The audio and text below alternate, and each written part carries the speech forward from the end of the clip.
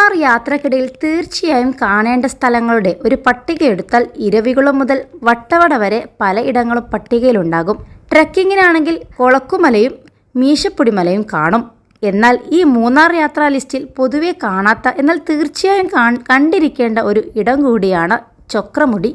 മീശപ്പുലിമല കയറുന്നത്രയും ബുദ്ധിമുട്ടില്ലാതെ പോകാവുന്ന മേഘക്കൂട്ടങ്ങൾക്കു നടുവിൽ നിൽക്കുന്ന ചൊക്രമുടി തീർച്ചയായും സന്ദർശിക്കേണ്ട ഒരു സ്ഥലം കൂടിയാണ്.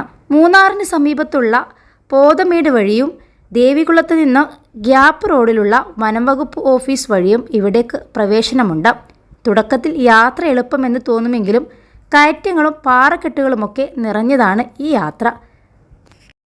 +2 ഡിഗ്രി കഴിഞ്ഞവർക്ക് വേൾഡ്സ് ഫസ്റ്റ് AR/VR ക്ലാസ് റൂമിലൂടെ സ്മാർട്ട് ഫോൺ എഞ്ചിനീയർ ആവാം. കൂടുതൽ അറിയാൻ വിളിക്കൂ ബ്രിഡ്കോ ആൻഡ് ബ്രിഡ്കോ.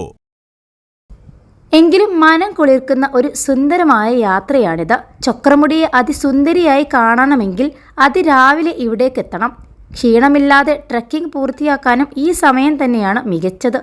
കുന്നിന് മുകളിൽ നിന്ന് നോക്കിയാൽ ഇടുക്കി ഡാം, പച്ച പുതച്ച തേയിലത്തോട്ടങ്ങൾ, ഏലത്തോട്ടങ്ങൾ എന്നിങ്ങനെ അതിഗംഭീരമായ പല കാഴ്ചകളും കാണാനാകും. മഞ്ഞുകാലമാണ് ചൊക്രമുടി സന്ദർശിക്കാൻ പറ്റിയ ഏറ്റവും മികച്ച കാലം. ഡിസംബർ മുതൽ ഫെബ്രുവരി വരെയാണ് സഞ്ചാരികൾ ഇവിടേക്ക് കൂടുതലായി എത്താറുള്ളത്.